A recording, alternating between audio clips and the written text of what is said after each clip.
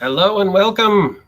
I am your OGGM host to tonight's roundtable, GM roundtable with my crappy camera. So let's just get rid of that right there.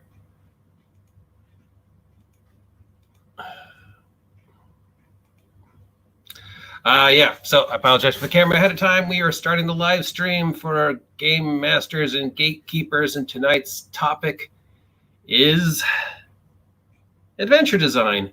We're having a chill, quiet discussion about adventure design, hopefully. And I'm here by myself because I wanted to play with it a little before I invited anybody else to join me. So we'll see if anybody actually joins us. This was scheduled to start at 6. Now, this is, of course, the generic basic version of SteamYards, and I'm not very good at this, so I wouldn't expect much. And I apologize for all the noise you're going to hear in the background. I live in a very small apartment complex with very rude neighbors. So, yeah, we'll see how this goes. This may be my only live stream for Gatekeepers and Gamemasters. Gatekeepers and Gamemasters is a project brought to you by Legion of Myths and Bruce Dixon. We at Gatekeepers and Gamemasters use only free-range, non-GMO, gluten-free adventures for all our games. So we're the safer alternative. Thank you and welcome. Tonight's topic is adventure design. Hopefully we will have some other GMs join us, but of course, I don't know because I don't know how to work this thing. So we'll see what happens. I'm supposed to be able to see it on Facebook as well. I don't see it. So yeah, this should be broadcasting to YouTube. I don't know if it is. We'll see. Whatever. I don't know how to do chats or super chats or invite people or any of that nonsense. So question number 1 for our adventure design roundtable with my crappy camera. Oh, and of course, let's shout out to our only sponsor, Team Primetime. Yay, Team Primetime. Celebrating over 20 years, Team Primetime has been bringing sports and sports education to children with special needs throughout Southern California. Topic number 1, your favorite published adventure and why? Your favorite published adventure and why? Is this supposed to be on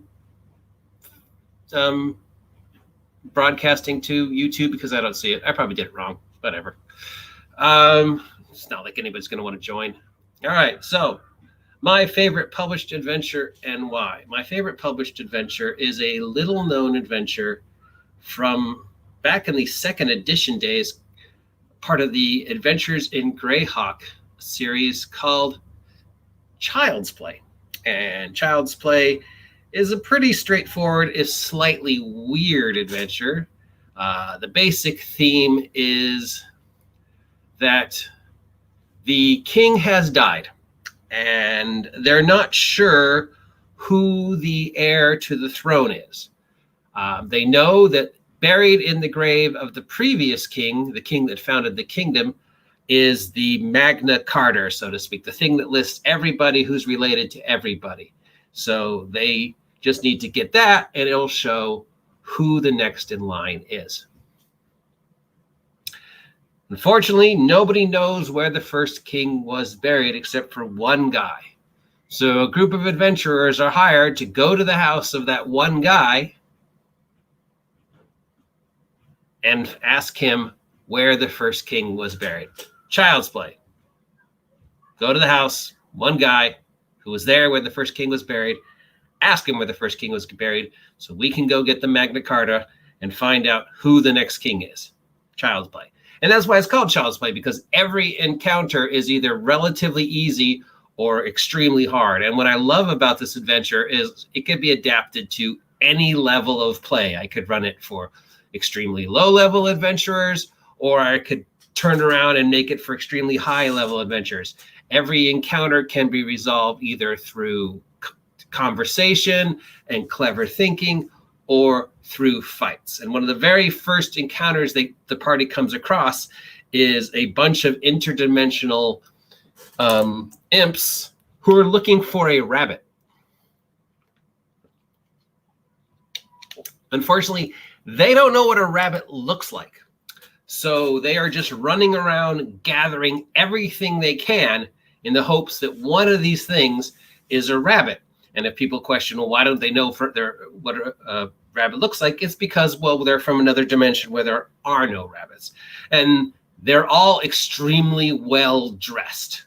And the reason why they're extremely well dressed is the bribe for them to work for the bad guys was a rod of splendor.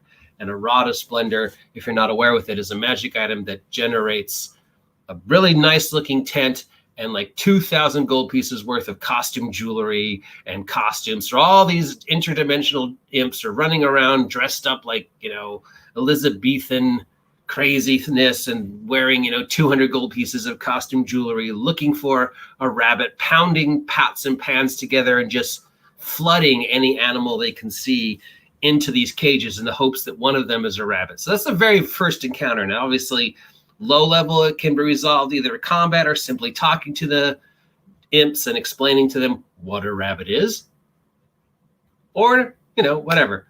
So, and then if you could up it to high levels, and again, the same thing, they could fight the goblins, or they could,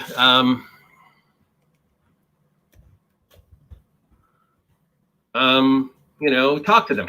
And then it progresses with more and more ridiculousness. It is a very silly adventure, but I love it because it could be adapted to any situation. All right, moving on to question number 2. Let's welcome all the other people who've joined us.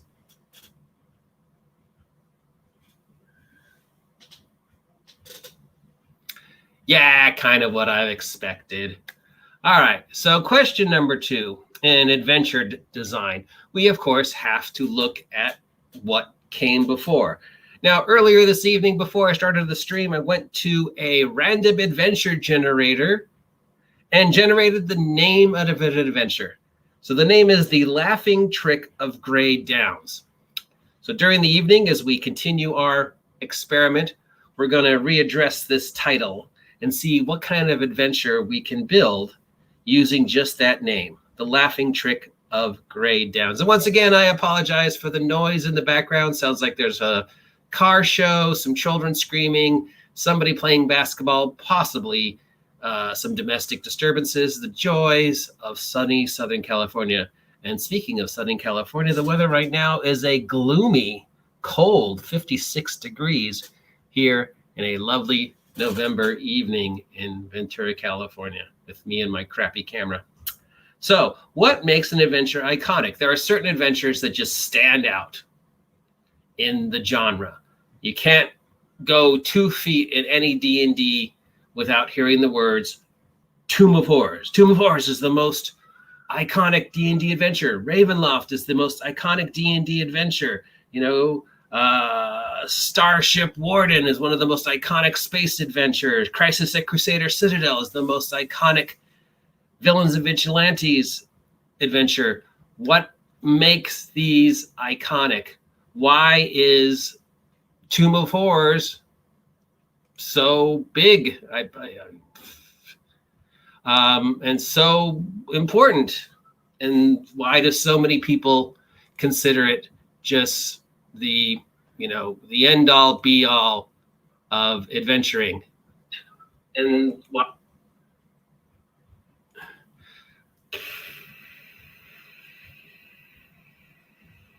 Don't know. I would ask somebody, but I'm the only one here. Show me. What do you think? Why is Tomb of Horrors so iconic? Why is it that this is the one that stands out in D&D? What is it about certain adventures that they're continuously mined? I mean, let's look at Ravenloft is a perfect example of something that was mined and it became an entire campaign setting and has been recently totally repeated over and over again as an adventure. There's just something iconic about these certain adventures that make them stand out and worth revisiting over and over and over again. I mean, on paper, Tomb of Horrors is crap. It makes no sense. There's just these ridiculous traps and tricks and puzzles that are partially sort of clever and sort of interesting, but basically just saving throw or die. And your reward is maybe you live and you find out about this guy. And you introduce the Demi-Lich, a Sarasek, to D&D. And there's some interesting puzzles and stuff. And yet it's constantly revisited, constantly remade. It's considered one of the most iconic adventures, but on paper, it's kind of meh.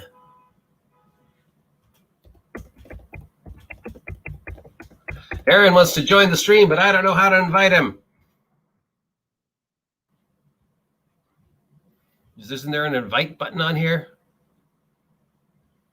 Yeah, but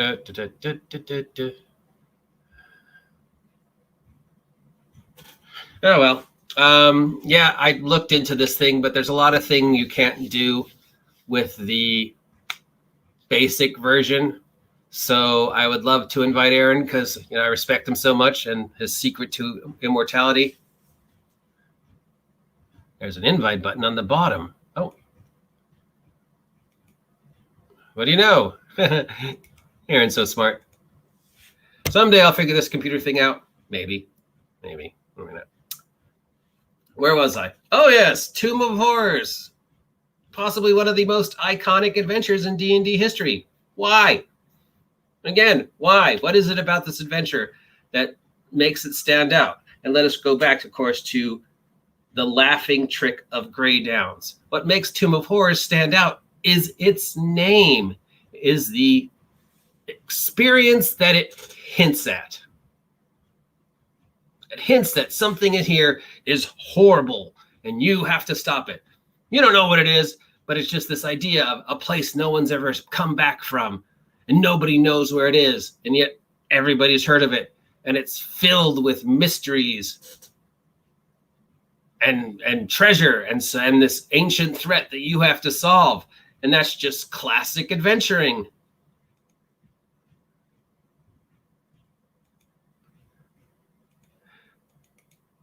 And you want to be a part of it, even if it ends up being ridiculous and just a nonsensical adventure. Tomb of Horrors is often referred to as a funhouse adventure, along with White Plume Mountain. And funhouse adventure means it's just filled with tricks, traps, nonsense, puzzles. It doesn't really make sense, and you're probably going to die. And the rewards really aren't worth the investment. But what makes it iconic?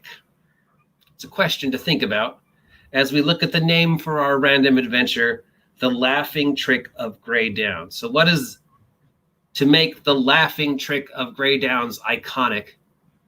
What is it about that name that just wants you to tell the story? Well, firstly, it gives us a setting, the Grey Downs. So obviously, if we're writing this adventure, we should design the Grey Downs. And the Grey Downs sound like a spooky, dismal, swampy kind of place.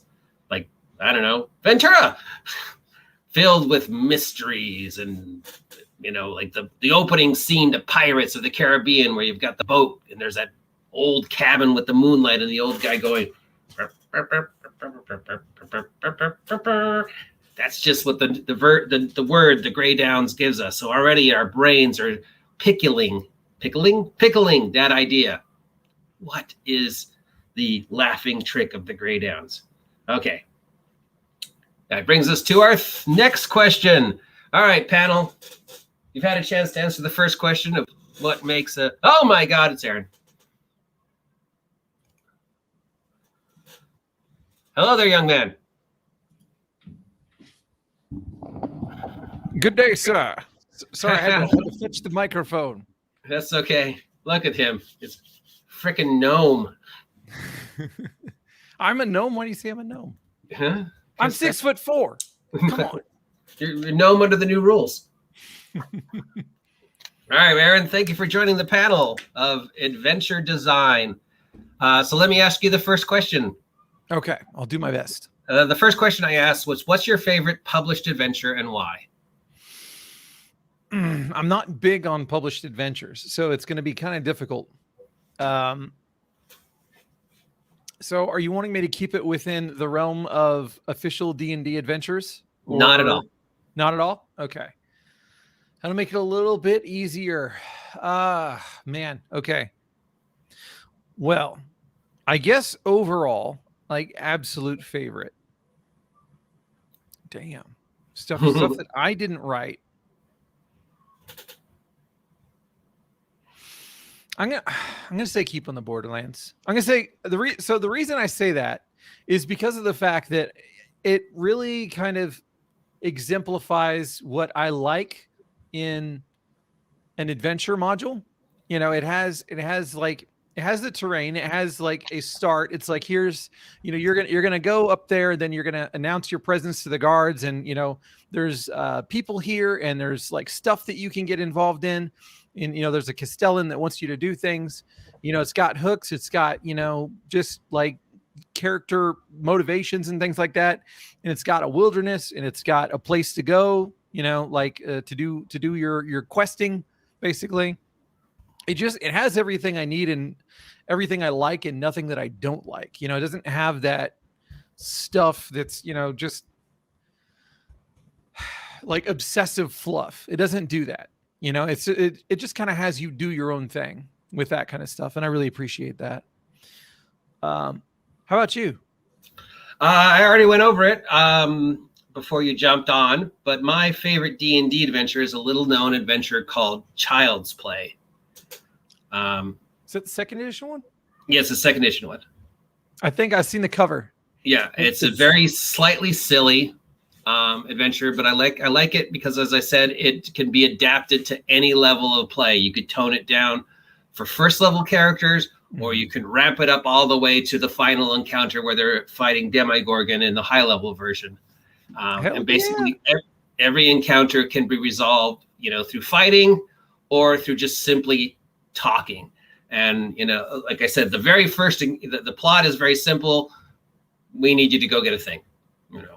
But only one guy knows where it is, so we need you to go to that guy, find out where the thing is, and then bring the thing back.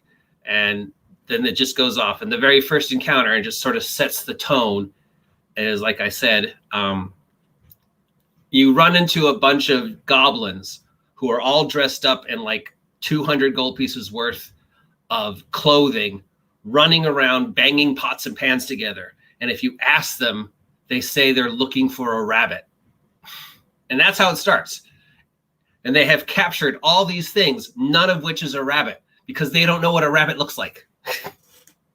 So you could simply explain to them what a rabbit looks like. You could get in a fight with them. You could just pass them by. So I just love that adventure because it's adaptable to any level of play. It's slightly silly. It allows you to resolve problems either through combat or through just simply figuring out the puzzle of what's so important about this rabbit. So that's probably my favorite D&D adventure anyways. But Keeping the Borderlands is a good one. It's a great one. Because again, it can be adapted to any level of play. It can be as much or as little as you want. And there's very little, as you said, fluff. You know, everything is okay. Go clear out the moat house. Great. Now you've cleared out the moat house. Now there's these caves. Go clear out the caves. Oh, great. There's more caves. Go clear out those caves. And everything just progresses and progresses. Yeah. Yeah. And it has, you know, some things that you should consider built into it, you know, like, I mean, admittedly, before I had read Keep on the Borderlands, I really may not have thought about having the players be approached at the gates, you know, asked to state their business and all that kind of stuff. It may be something where I don't think of things being as closed off like that, you know. So there's a lot of other stuff too. But hey, look, I learned how to copy something from text. So Mr. Dragon says Renaku Arcology Shutdown for Shadowrun is an amazing adventure. It's like the Raid movie. Raid movie is a great movie. But the shutdown is caused by crazy AI of an entire arcology and the runners happen to get caught inside. So a lot of action, very little talking, a lot of punching and kicking. Now, how do I make this go away? You got to click it again. Oh. There we go. I'm learning. I asked somebody to show me, but I guess Aaron's going to show me. All right. So as you heard, we were talking about, I went and randomly generated an adventure name. The adventure is The Laughing Trick of Grey Downs. What does that bring to your mind? If we were designing this adventure, The Laughing Trick of Grey Downs, what is the first steps Aaron goes into designing an adventure from our randomly generated adventure? Prostitution. The prostitution. It says trick. Too much lamentations. I'm sorry. You can never have too much lamentations.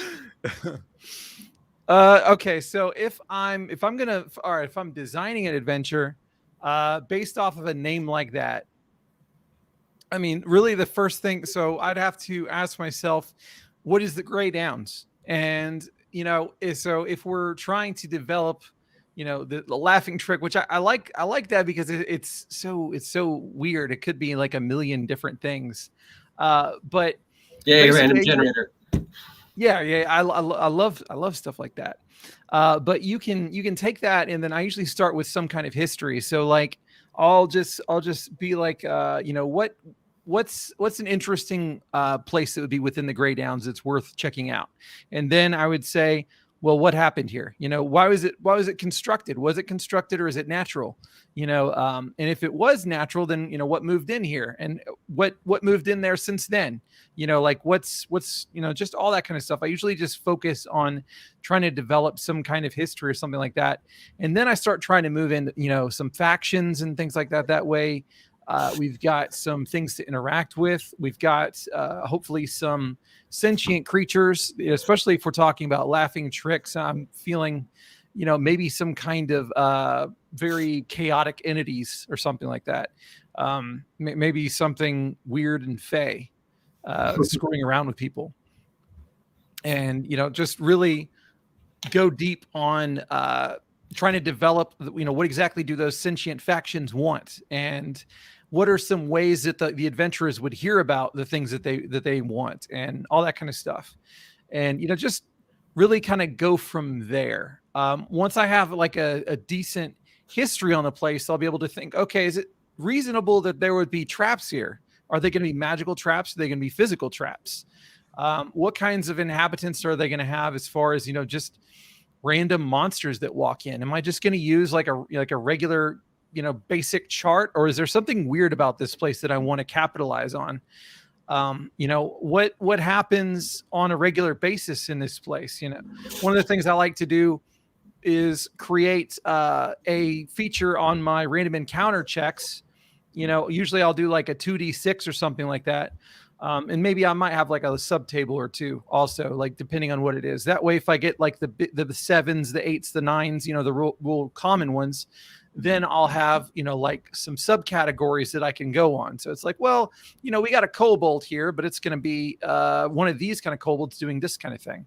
I really like to use a lot of that. And then on the upper and the bottom end, I'll have something really weird. That way, if I roll snake eyes or if I roll 2 6s, then something really interesting is going to happen. And it's not going to happen often because I'm only checking, maybe every 3 turns or so. But there's a chance for it. And even then, one of the things, for instance, would be to consider maybe there's an orc tribe nearby and they want to invade this place, but there's only a small chance they're going to do it. And so maybe that's something that I'll put on the chart. That way, you're in the middle of your dungeon delve and then it gets raided by an orc tribe, So I like to have stuff like that going on. That way it doesn't get too slow. It evolves as we play, but it's not as much dependent on me just saying, I just want this to happen, Yeah. If that makes sense. I totally agree with them there. Yeah, the name sort of sounds to me like a Sherlock Holmes, mystery. Like Sherlock Holmes and the Laughing Trick of the Grey Downs. The Grey Downs obviously just instantly, sounds like swampy, England. Very spooky kind of thing. So I would start working with that, but then I'd be doing the same thing. You know, what is the history of the place? Who lives there? What is the laughing trick? And how is it that it now has become important enough to get meddling kids involved, and then go from there. Random encounters, stories, sidetracks, red herring, stuff like that, and then keeping them focused on solving the mystery within a reasonable amount of time. So sometimes, like a time frame, like, okay, you got to do this by midnight or whatever, or by week's end is also helps to, keep them motivated, because otherwise you're just going to go, let's go shopping. That is true. That is a definite pitfall that can happen, especially with the kind of open-ended stuff I tend to favor. It's a catch-22, because there's a part of me that appreciates whenever these modules have that kind of stuff written in there, because then it's like, okay, now we have this very strict schedule that we need to go on. But there's another part of me. It's like, okay, but I really need to get some buy-in from my players that they're going to be kind of hooked. Yeah, you don't want to railroad them. It's iffy. You want them to know that there are going to be consequences if they don't go along, but you don't want, basically to force them into something, especially if they're not adequately, enticed to do it. So it's I haven't really found like the balance that I like yet. And that's unfortunate. I found that those kinds of things, whenever I can just get everybody on board and say, this is like maybe the whole point is that we do this particular adventure, Yeah. But generally speaking, it's often the adventure is arising from something that they, already bought into and they're kind of interested in. And I just created a seed and I'm having to develop based on the seed. So usually that's the way that it tends to go. Yes. They're often the best source for keeping the things going, because 8 out of 10 times whatever they come up with is better than what you have generated. So you're just going to be, okay, let's see where this goes. And I think so that brings us to our next question of adventure design. Perfect segue, Aaron. Yay. Extra experience points for Aaron. Geekus is in the audience. Hey, wow. I feel honored. Joe's a big guy. There's a link there if you want to join. And very intelligent and well spoke. Yes, join. Then we can just repeat the first questions and we never have to end. So what do you do when they go off the rails? When they go to grandma's house, as the best, the famous example. How do you get them to keep sort of doing what they have to do without making them feel like they're being railroaded? How do you move things around behind the screen if they decide to go in a different direction and you're like, that's not in here. I never said that. Yeah. And having seen people just totally lose it and table flip, because it didn't go the way they thought. And it's so easy for you to just go, no, you need to, how do you? So me personally, like I did a video on it. The whole thing about like how we handle those kinds of situations.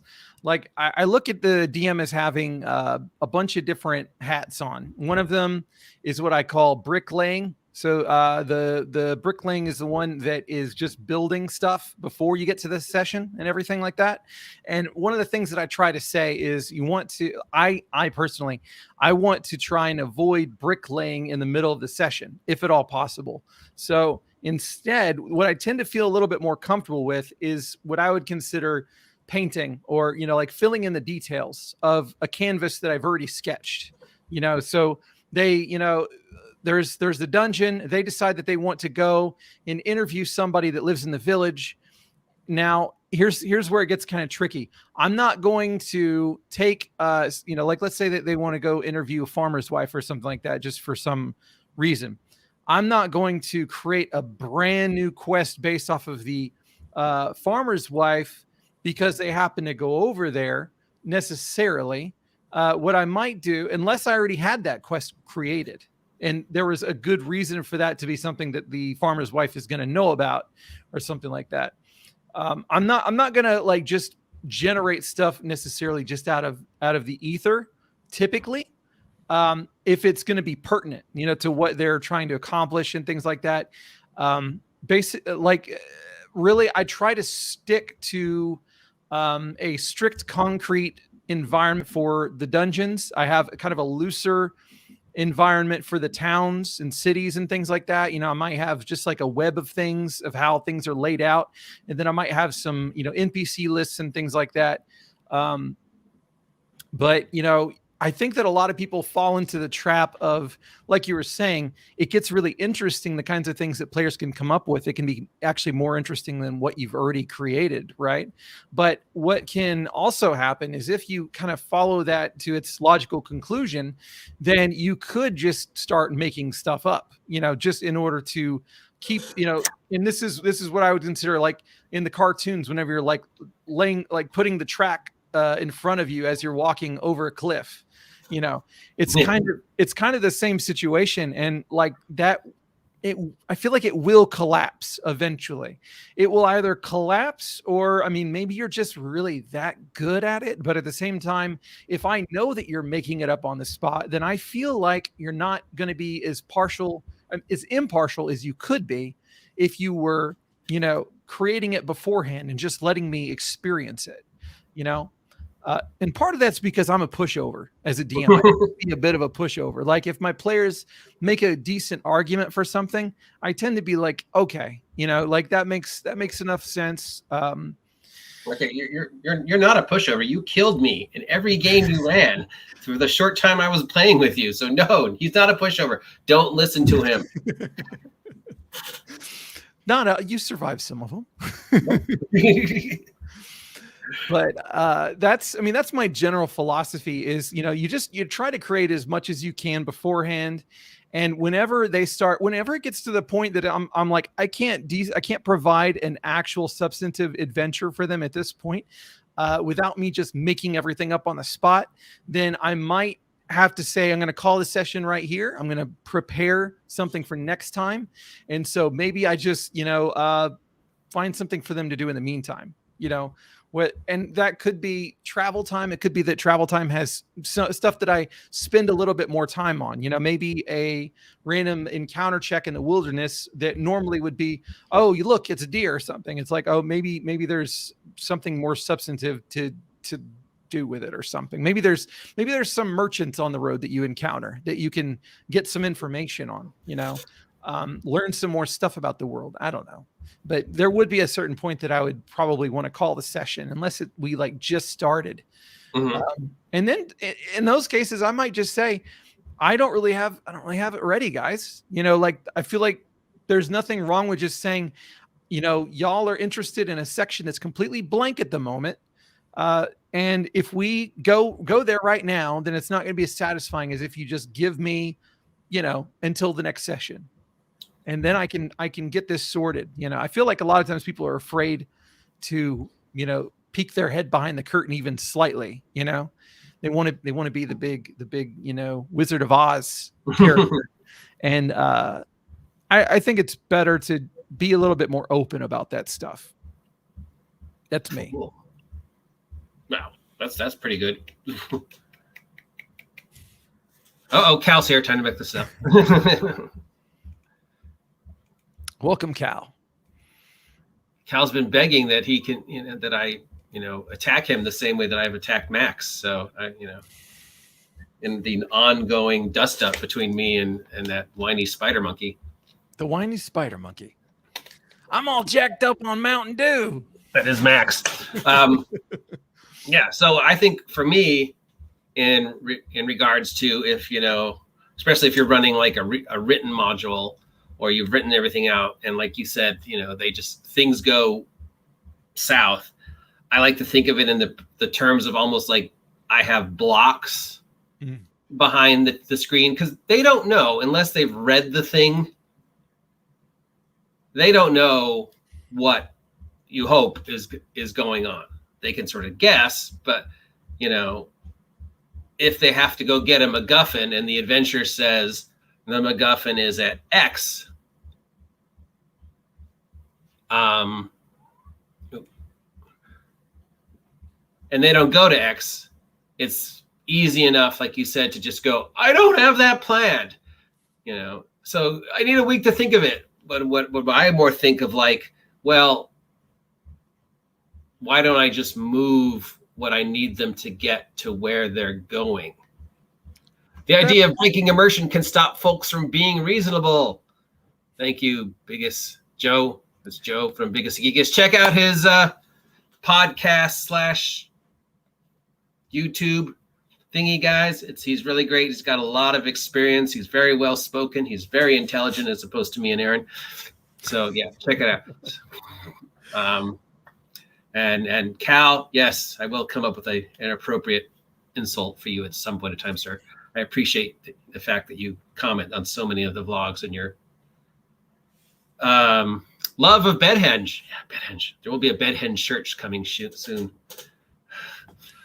So that's how I do it, is, especially from running at a game store where there's constantly influx of players and constantly like a player who's like, consistently at least an hour late. So half of the time was always like trying to explain where his character had gone, that they had to catch up with him. And then I was always thinking, I have certain things that I need to happen to move the meta plot along, but I can place them where they're going. Like you said, put the tracks ahead of them to get them where I need them to go without them feeling like I'm forcing them. I need them to find this thing, but I don't necessarily need to have it any specific place until they get to where they want to go. Then I could just put the thing there. Yeah, I've done it. I personally feel dirty from it, because I feel like, there's a I don't know, like a code, there's a code that I try to live by, that, I just create it, and then I'm a referee. I try to live by that code as much as possible when I'm running D&D in this particular fashion. I'm not saying it's the only way to run games. So before anybody starts going down that path, I don't think that that's the case at all. But that's kind of what I try to do. But I'm not going to say I haven't done it before, as far as, they completely missed something and it's cool. And, they searched really hard somewhere else for it. And I was just like, fuck it. There it is. I've done it before. I try not to do it though. Just because of that. And here's the thing. People, it can be very seductive, like, and I know that not everybody cares about it in the way that I do, but it can be very seductive to have like this knowledge that you can just move whatever the hell you want and just make whatever happen, just be completely all up in your fiat as a DM. That's something that you have the power to do. It can be very seductive because people can instantly translate that to something is always happening and it's always interesting. But what gets me, and the reason that I have a hard time doing that, is to me it doesn't feel honest. And whenever I'm a player, I kind of want to attack the things that they have already created, not the things that I don't want them to give me things. You know what I mean? And that's kind of the thing that gets difficult. I haven't really found the perfect balance for it. I'm kind of wondering if maybe there's some kind of implementation I could do that, maybe it's on my random encounter chart. It's like, some kind of snippet or something that gives you the thing. Maybe it just ends up there, or maybe there's somebody that has the right information, that kind of thing. It's hard to say. It's I know nothing. Pot calling the kettle. I don't know shit. The wise knows that he is unwise. Yes. True knowledge comes from knowing you know nothing. Yes. Which is definitely me. I mean, I had my brain replaced with tuna when I was 14, remember? So, all hail Zim. All right. Okay. So that's how Aaron writes an adventure. And writing an adventure is a lot like writing a script, except, of course, a script is closed as the beginning and middle and end, and an adventure is not closed. And again, that's what Aaron was just talking about, and how Aaron has his script, but you really don't know how the players are going to respond to the script. So you constantly have to keep that engine running while still giving them the freedom to run.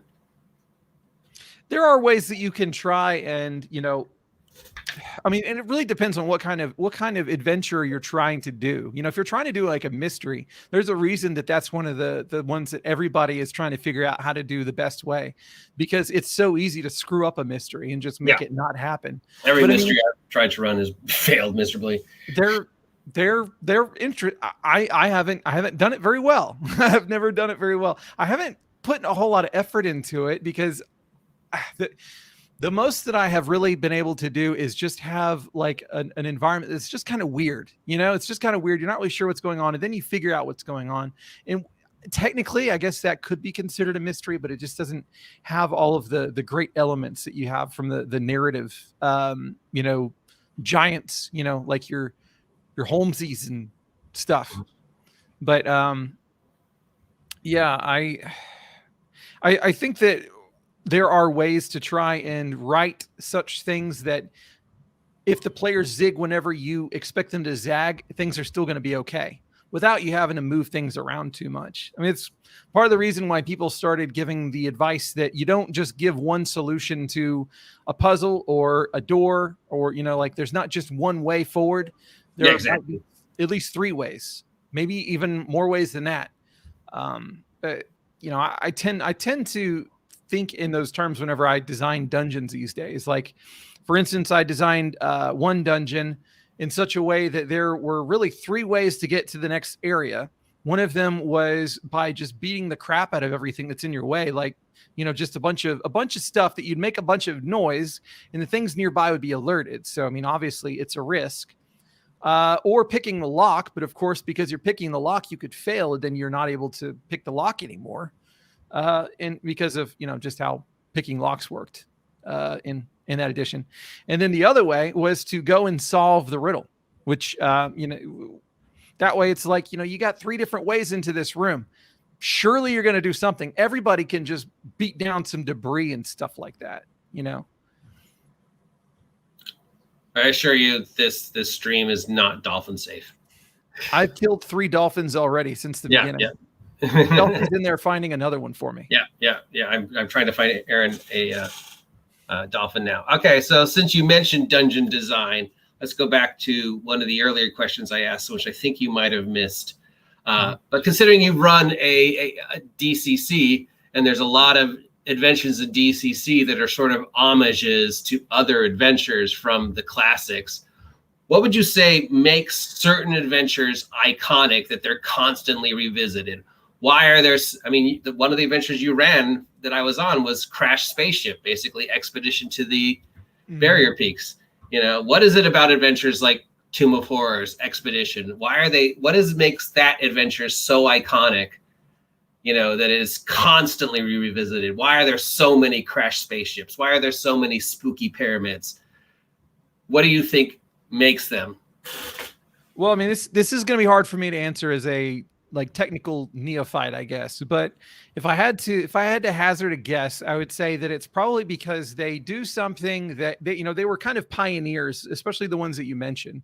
They're kind of pioneers of a certain type of adventure, you know. So like in Search of is it Into the Unknown or Search of the Unknown? I was going to that's the one before.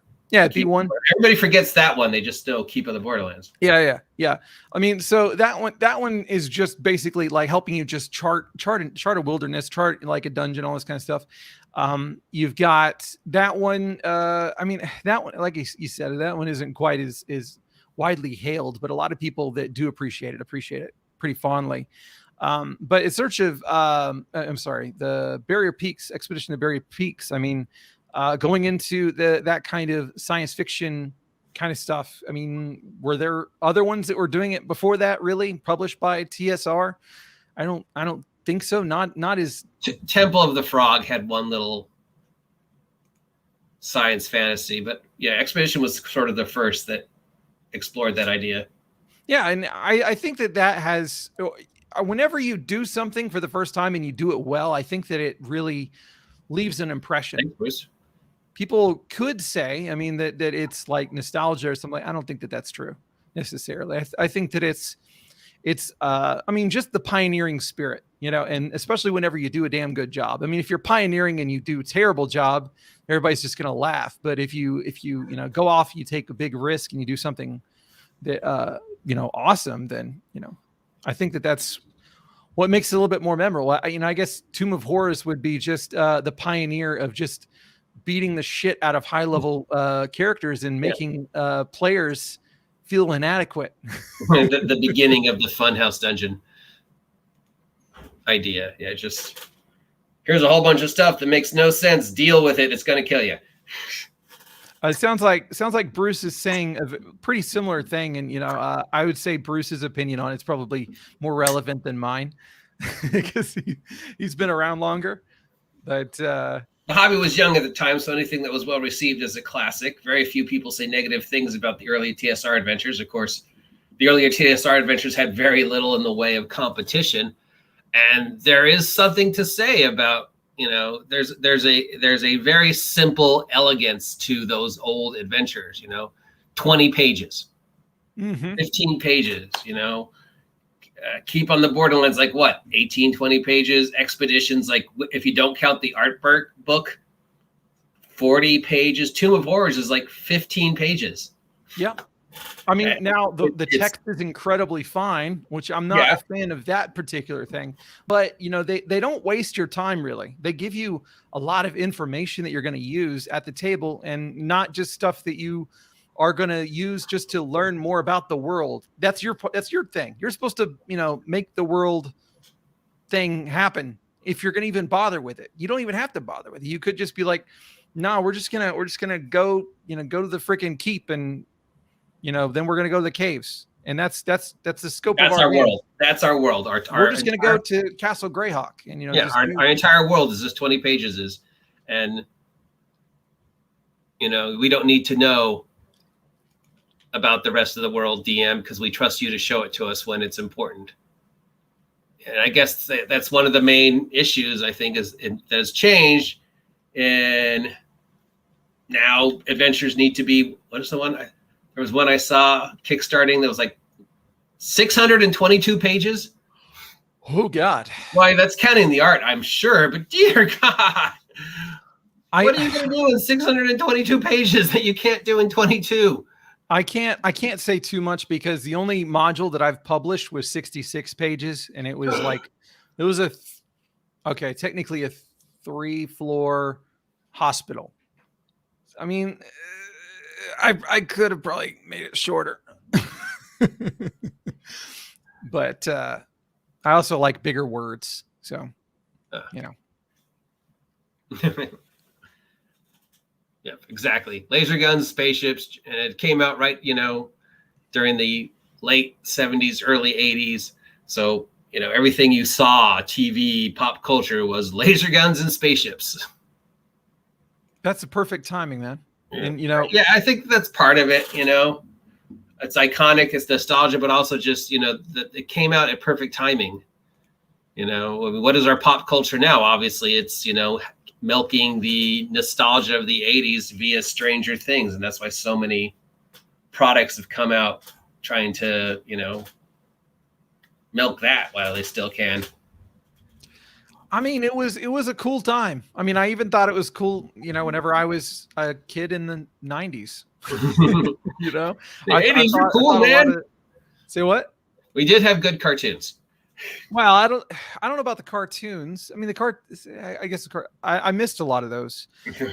But as far as, just a lot of the, I don't know, like the culture stuff, there's a lot of cool stuff. I mean, I don't know. It's hard to say. I can't say it's nostalgia because I didn't live it, but I really appreciate it. It's mythologicalized, much the same way the 60s and the 50s for some people. The actual kind of sucked, but there's this mythological nostalgia associated with the 80s. Yeah, it's. I mean, Shadzar. I guess every decade is mythologicalized, like you were saying, in some way, or at least for something. But I don't think that this one will be very fun. Yours or? Oh, Yeah, this current one. Oh. 90s was Paradiso, at least from my perspective. 66 pages might be too early. I wonder what Bruce thinks of a 690-page adventure. Of course, Bruce is a fan of Patolis, which is like 3,000 pages. So, I mean, if you're presenting an entire world, that's one thing. For me, I had like, I don't know, 100 rooms, something like that, in a hospital, and I had, some kind of detailed stuff about. You got a link, Aaron, so we can. No, I took it down because I wanted to fix part of it, because I ended up being kind of unsatisfied with how I did some of it, so I'm fixing it, and then I may republish it, but I've got some other ones I'm cooking up. But yeah, 690 pages to me, that's I don't think I would ever do that. Like even with a campaign world book, there's just a certain point I want you to just take me off the teat and let me, do my thing. He's figured it out. Damn you, Shatzar. Damn you to hell. You're too smart for me, my friend. You're too smart. Cal says a bunch of Goodman game stuff is insanely long now, and that's really weird. Well, Cal, are you referring to the reprinted stuff or their home-based stuff? I'm sure he's talking about DCC stuff, because I wouldn't count like redoings of the classics as insanely long. Well, yeah, but they're Borrow Mage is like, I have Borrow Mage. It's like 500 pages, but it's an entire mega dungeon. Yeah, those are definite. Hubris, I can also agree that Hubris for DCC is really cool. Yeah, I have the PDF of that. It's definitely weird. Yeah, well, I mean, I like the way that it's composed, because it really, it's just like, here's a bunch of cool places. Here's some random encounter charts. Here's some magic items unique to the setting. Here's some classes unique to the setting. Here are the deities and patrons. And other than that, like, have fun. It has an intro dungeon. Huge fan of Rapanathuk and the Slumbering Czar, Bruce. So you're gonna hear no arguments with me on that one. It is an incredibly well written world that I often want to revisit. The Slumbering Czar alone, which is such a great. I've seen it on the shelf. It's like what the version I saw was like this big. It's this. Yep. I think this is the Swords and Wizardry version, and it looks like a sexy mofo, but it's like, I don't know, $80 or $90. I know for Bruce that's no problem, but like for me, I'm like, how soon am I going to play that? How soon am I going to run that? Because I got to focus on the stuff I'm going to run soon. Yeah. But I have no problem with stuff that has a lot of pages if there's gameable content in those pages. If it's just an inordinate amount of fluff and them trying to tell me how to world build in general, and it's not that interesting, then pass. Basically, Bruce, you're welcome to jump on if you want. We always appreciate your input. Otherwise, we're going to run out of things to talk about soon. But being as you are a published adventure writer, unpublished now, unpublished and published adventure writer, do you steal from other adventures, or as I call it, mash up other adventures to create your adventures? Because I am horribly guilty of borrowing from pop culture and other adventures to mash things together to create a unique adventure. So even if they've been through it, my version is completely different. Well, so I mean, when it comes to like just themes and ideas and concepts and stuff like that, absolutely. That might be something that I picked up from like, for instance, I had a night hag that was just basically Pennywise, more or less, and with some alterations. I've done that before.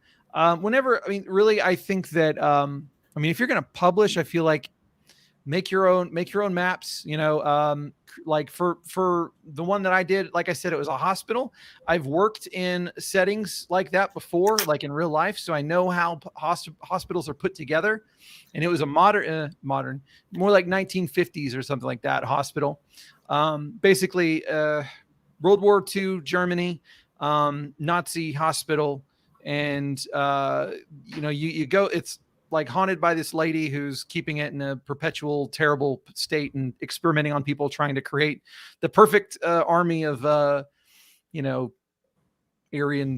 whatevers, basically. So the players get, their characters are pulled into it. They're being hunted by this thing that's, been stabbed with the serum or whatever, all this kind of stuff. But what I really wanted to do is I wanted to make sure that it represented kind of like a realistic setup for a hospital, and what was a mental hospital. Sorry. What really works well for it is, like those are supposed to be pretty secure, and so that's whenever I'm like, all right, so you would want to have restrooms here. You'd want to have, I'm not saying you need to put restrooms in every single dungeon, but for my realistic hospital, yes, you do. They're going to have a room here where they get new intakes in, and then they're going to get all their possessions and put them in lockers and things like that, property room or whatever. There's going to be a shower room and all this kind of stuff. And I know roughly where to put that and how to compose all that kind of stuff. I'd say that, like, if you're stealing concepts and things like that and repurposing them, there's nothing wrong with that. I think it's almost impossible not to, and I do it every day. But, I would just be wary of, using the same layouts, dungeon layouts and things like that, try and do your own thing there. I mean, I guess there's only so many ways that you can put together some, rectangles and circles. And yeah, there's only so many ways you can do spooky pyramid, right? Well, yeah. But at the same time, you want to have some artistic integrity. Oh yeah, sure. But personal table, I don't have any problem at all. Like just jacking something, I'm going to run sailors, on the Starless Sea, but I'm going to change this and this and this. And they're not even going to know that that's what it was. I don't see a problem with it. Yeah. The space cowboy game I've been running, one of the adventures I ran was basically Treasure of Sierra Madre in space. They found a gold mine. And they had to mine it, and then I was just like, going down the plot of Treasure Madre, and some other things, plus the running meta plot, and just, blatantly stealing the plot for Treasure of Sierra Madre. Sadly, I was the only one in the room who'd ever seen Treasure of Sierra Madre. Well, fortunately, in this case, because it's completely original for them. They were like, "Oh my god." So when I got to the end and I was like, so does everybody know what movie this was? They're like, no. I was like, I'm sure you would have gotten it with the badges line. Yeah, you can do some great stuff, especially with some kind of obscure things. I mean, that's one of the things I'm really liking about, going back and watching older horror movies, because occasionally you'll find something weird about a monster that you're like, that's not really in any of the monsters that I usually use. Maybe I can incorporate that. And then, the players, they're not going to understand how that thing works. You can do that with mythology and stuff like that, but a lot of that's been mined to death. Yeah. It's interesting, but there's some mythologies that have never been touched. So Space 1889, there's a name I haven't heard in a while. That is definitely true about the mythologies. I mean, we've gone balls deep into Greek and Norse, Greek and Norse, Egyptian, but when very little stuff has been done with Chinese. Yeah, not a whole heck of a lot. Like it's. But now some would say it's surface cultural level appropriation. So I mean, maybe in Oriental Adventures they did a pretty good amount of that. Maybe. All right, we're not supposed to say that. That's the title of a book. I'm quoting it. It's just like if I'm singing along to a rap song. I'm just kidding. Oh gosh. But yeah, there are a lot of things that are untouched I agree. And I'd like to use those. I wouldn't want to use them too directly though. Like I probably wouldn't use the same names necessarily. But just the iconic imagery. Maybe the iconic imagery, but probably just the way that it just its function or whatever, you know. I don't know. They keep talking about licking a brush, and I have no idea what the reference is. Yeah, It's Bruce. This isn't getting monetized in the first place. I don't think. Aaron going to get demonetized? Well, Aaron does have 1,000. No, this isn't on my channel. I'm fine. So, yeah, I'm going to get demonetized, but since I don't have 1,000 subjects, hashtag sub to my blog. Sub to them. Hashtag, super chats. Hashtag, I will sell out. Remember, I will sell out. Hence the recent soul cages. Oh, haven't we already done that to death? Isn't that topic that just like came and went? Oh, yeah. That was something people were talking about. I kind of skipped on that whole thing. Yeah, so did I. That's like one of those things. Like it was never a thing. They made it a thing. If we don't say anything about it, it probably will never be a thing again. So why talk about it? Because it's really something no one cared about ever. I'll tell you why. We talk about it, because it's interesting and it gets views. People like to hear people laugh at people making a big deal out of things that are stupid. Yes, that's pretty much it. I've been very honest about that since day one, Bruce. You look at any of my older ones. I don't believe it. I don't believe it. Aaron doesn't think I'll sell out. No, I don't think so. I think you got integrity. Corporate branding right here. Team Primetime. They're going to disavow. They're going to disavow you. They can't disavow me. I'm on the board of directors.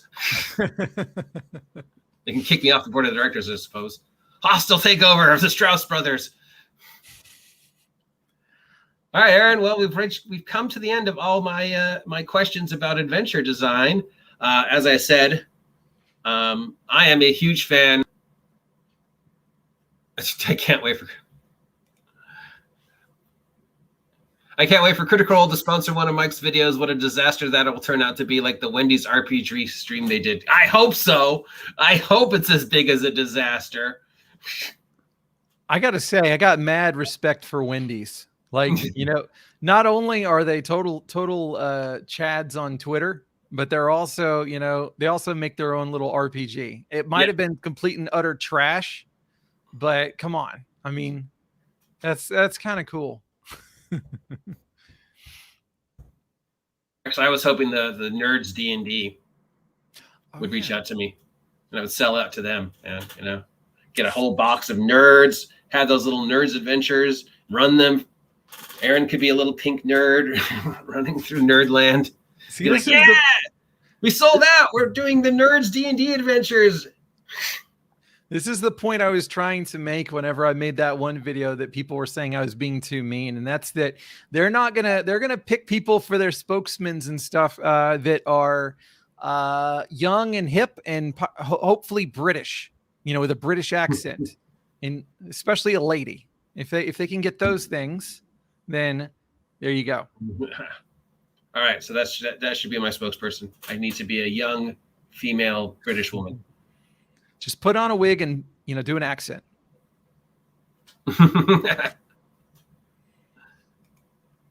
Those dice disappeared so quick. You can't get them. I tried to Grubhub and Arby's with the dice, and they disappeared. They're gone. I missed out on some Grubhub dice. What? Arby's did dice. They had official D&D set of dice, and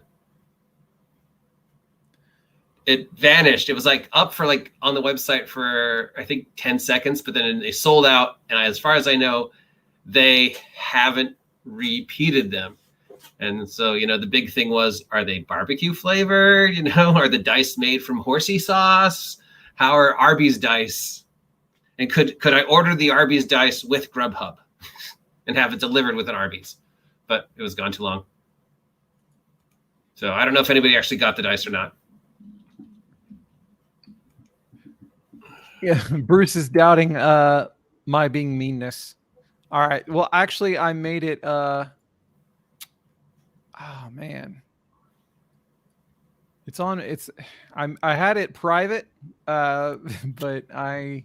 Aaron's a killer DM. Don't let him fool you. It depends on what game I'm running. You know, I have a stack of dead characters.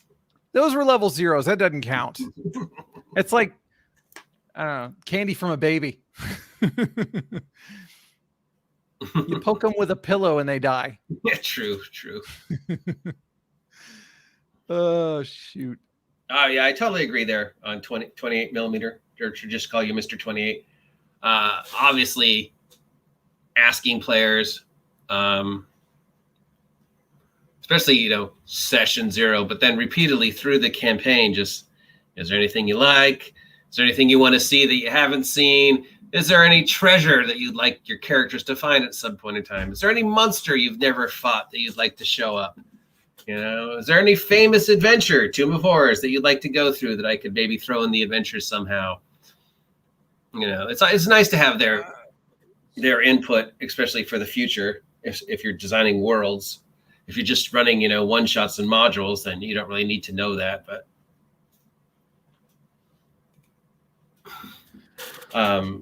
yeah, some input if it's a continuing story isn't important. Isn't it? If we say Earth Dawn, we have to take a drink.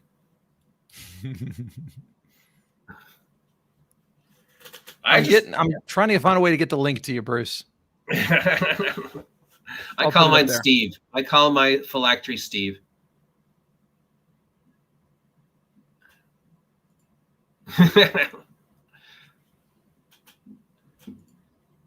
But if somebody's streaming Path of Exile during my game, that'd be an interesting. Unless, of course, that's their, way to invest, and then you think they're not paying attention, but then they're like bam, bam, bam. All the while, it's like if you're dealing with somebody who has some ADD or whatever. But normally, if they were, playing a video game, I'd be like, dude. So so as I was talking about the dungeon mashup, which we know I am infamous for, and I gave it an example of how I mashed up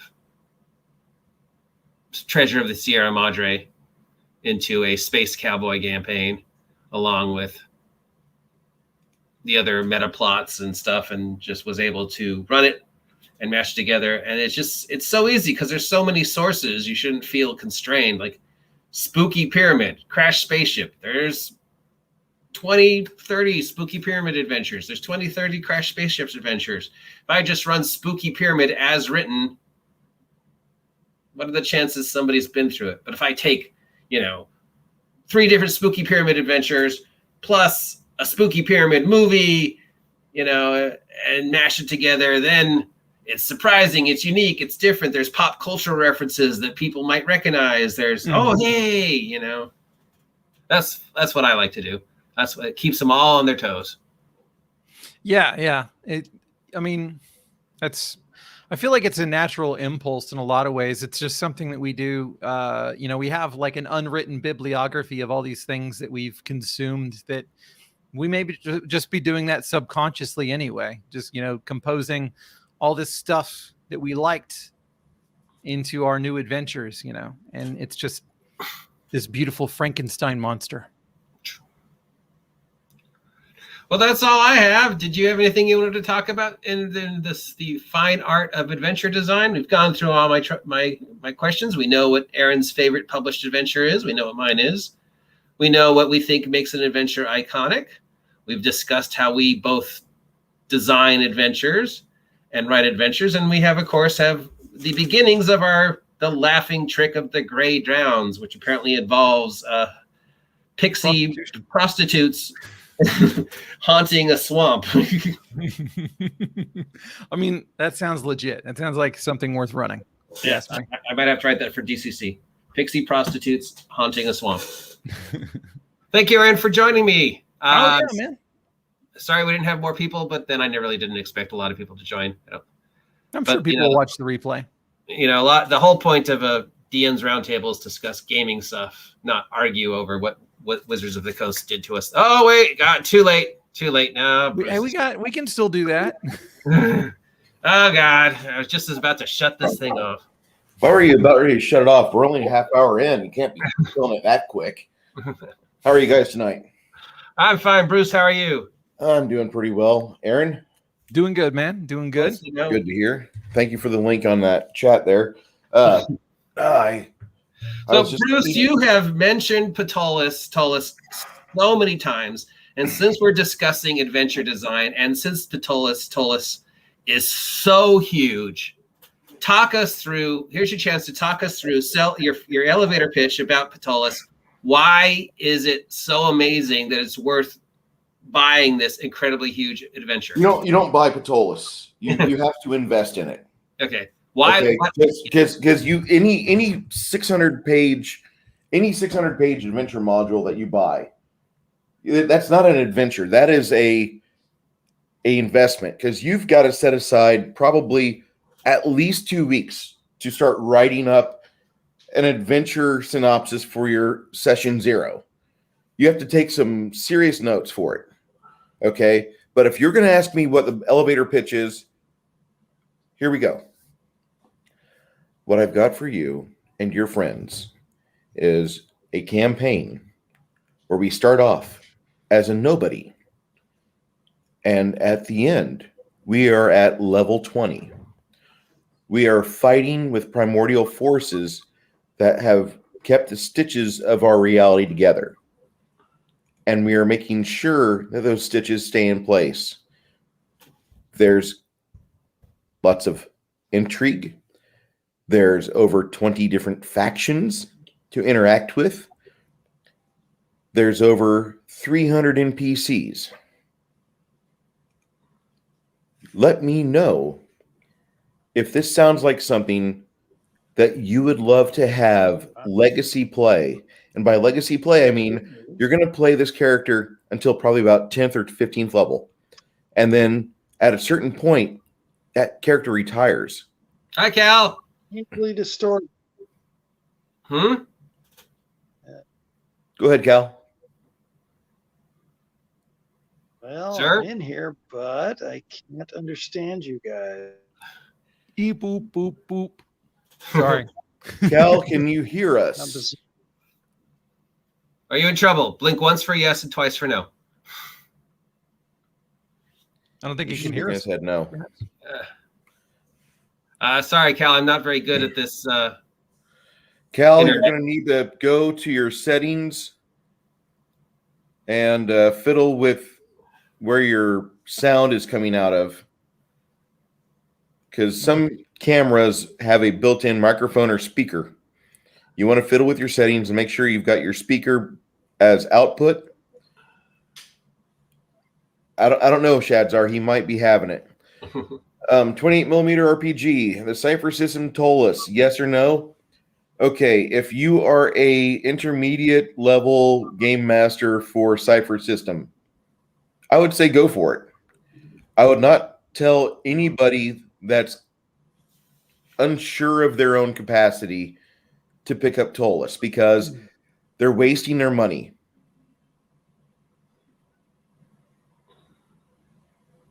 Does that make sense? Mm-hmm. Yeah, Cal, yeah. go ahead. That's basically the same reason I haven't. I mean, I know that it's not the same as Rapid, but it's kind of like my whole thing is, I'm not ready. I'm not ready to commit to it. You know what I mean?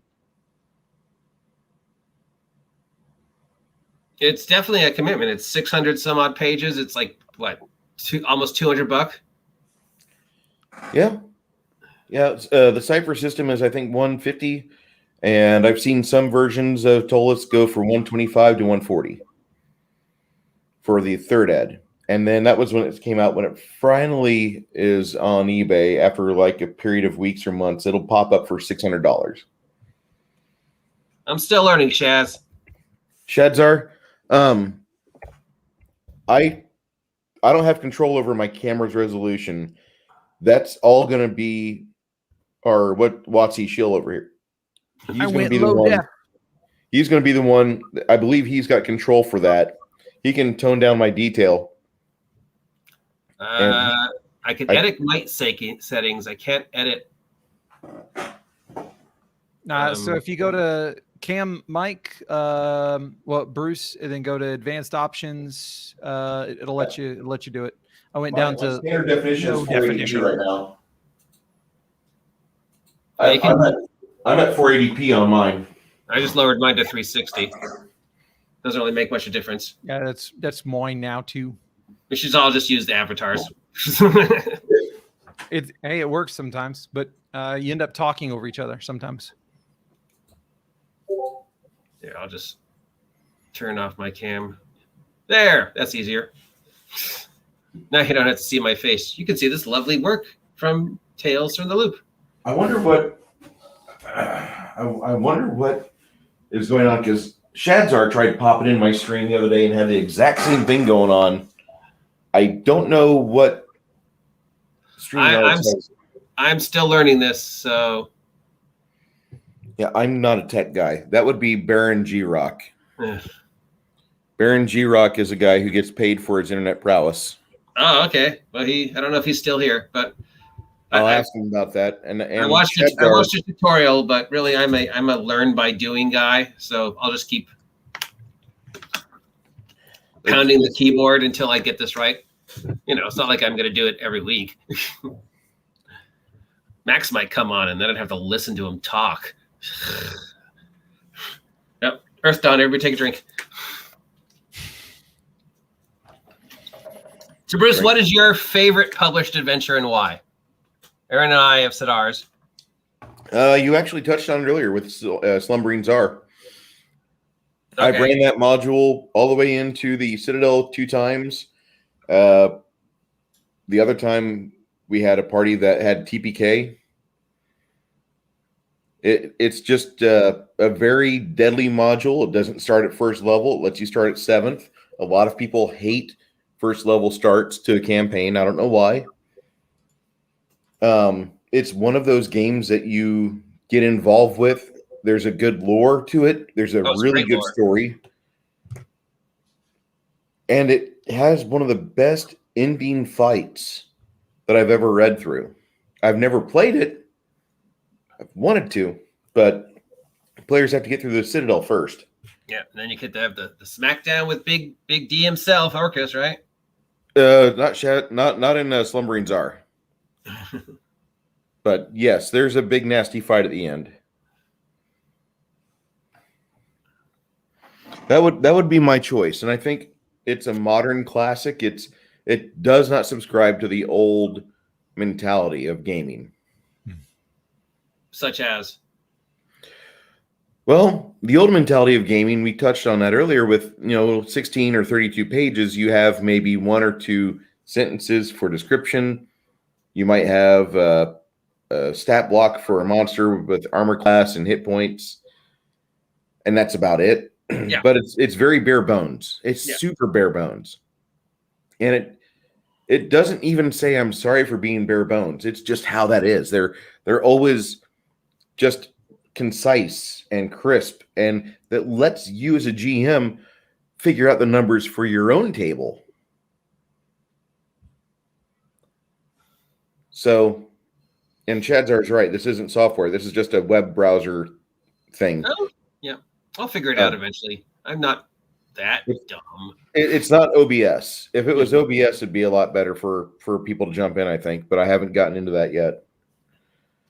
But the final point I want to say about Slumbering Czar is that there's numerous points through the adventure where you can reinforce the party, where you can have them get a powerful NPC, and there's places where you can stock the party with new players or new characters. It welcomes that. There's a lot of adventures that are written where you really have to put it away. You have to push it away and be like, we got to take a break. But Slumbering Czar has like pre-programmed points in there where you can almost see where Greg Vaughn, the designer, said, and if the party's lost a couple people here, well, in the next adventure portion, they do get rewarded with new opportunities for new players because they have this group of people they find, or this individual person they find, or there's these people in the camp that will show up. Oh, the camp, yeah. The camp is like my favorite part of that module, and the fact that you start off getting attacked by a hill giant barbarian, and then the gnomes hate on you. And The like, gnomes. You Bender can brothers. stay here, stay at our inn, the Bender brothers inn, Yeah. and you see just two gnomes, and then at night the wizard gnome sneaks in the latrine while somebody's pooping out some really nasty garlic spiced rotten rabbit meat. And they're just having a horrible time, and he uses those 3 levels of assassin and 6 levels of wizard, and he just death attacks, and does all sorts of fun stuff. It's a great module. Yeah, it is. I love it. Cal Tolis is like a giant city with a big phallic symbol in the middle of it. Yes, it Huge does. phallic symbol. You have this big vault of evil stuff, like the old Friday the 13th TV series, where you have all the evil artifacts in one location, and the Earth pretty much says, you are not putting that here. Get it away from me. And so it shoves this vault about a mile high. Cal, you don't have to listen to me. But anyway, no, it's just a really good, well-designed city that you can have multiple campaigns going in at the same time. Monty could compensate for something. He might be. I mean, this was the time where he was starting to have problems with his wife at the time, Sue Cook. Whenever he got that published, he was starting to, the Fishers were well entrenched. And then about 2 or 3 years later, he got divorced. And there was a point where I think he let it get to his head where he was a rock star GM or DM or D&D writer, because he was on MTV for something or other, Dungeons and Dragons. Probably not a good idea. And he had Jen Page from, what series is that? The Dead Gentleman, Dead Gentleman, the Gamers. He was hanging out with her a lot, and it didn't look good to somebody in the Midwest that didn't really peek in on Monty's life, read his blogs too much. It just looked kind of bad. Jen, she's pretty. She's prettier than Ginny D. Ginny D is cute in her own way, but I find her to where she has to be on mute. I don't find a value out of her. I don't. She's too chipper. She needs to settle the hell down. She does drink a lot of caffeine. But that's she knows her audience, and she knows how to milk them.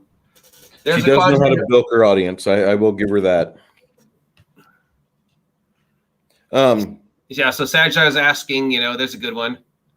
How do you, Aaron's character died. We got to bring in a new character. How do we do that? Well, you just insert the said character right there. He's with the other prisoners. No, you don't have all your stuff. You don't have your magical gear. You have to wait for the players to untie you and talk to you. What if you're in a situation where there can't be prisoners? You're in the middle of the slumbering czar. You're surrounded by miles and miles of miles and miles. Prisoners is not always the best way. It's just the easiest way. It's one of the easiest ways. In slumbering czar, you have the camp, which is on a major trade route, even though it's the dead end spot for that major trade route. You have Cal, do you have an avatar when you turn off your camera version? If you can see your settings, turn off the camera and see if we can transact with conversation there. Yeah, just hit start cam, and you either have the generic blank screen, or if you're clever like me and Aaron, you'll have a little thing. Aaron has this little, and I have this thing that I stole from Tales from the Loop because it looks a lot like me. I don't think Cal's moving. I don't know if he's plugged in or not. It's frozen. I think he's on mobile. Well, Cal, we appreciate you joining us, even if you can't chime in yet. We'll You figure know it out. what might work? Do you have your Discord on right now? No, I do not. Okay, if you have him, or open up your Discord and send a phone call to Cal on Discord, you can have him on audio. It's a thought. You won't be able to have him on video. Is he in the Legion of Myth I believe he is. Discord? If not, I know he's over at Legion of Myth or the Gatekeepers, one of the two. How do I find him? Ask Cal if he's on Discord, but I believe. No, I don't see him. There's a search on the top of. Okay.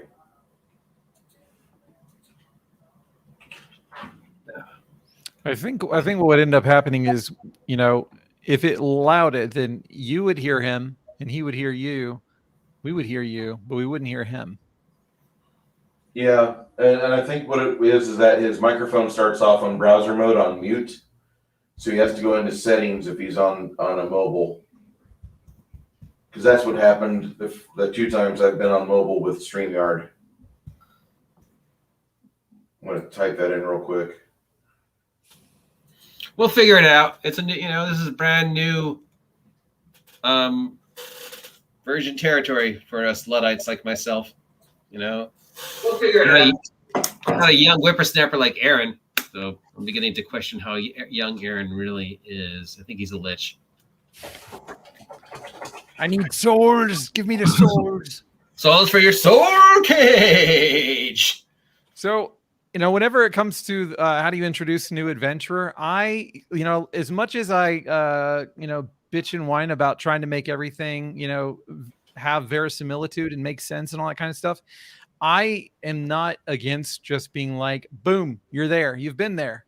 Yay. Been in the back the whole time? I've done it before and it works fine. If there's like a natural, spot to include them, then that works. But I tend to actually get more frustrated with like I know it's kind of stupid, but just going through the motions of, oh, look, it's a prisoner. We're gonna, include them in the group and go through the whole total process stranger, join us. We will instantly post you and give you stuff.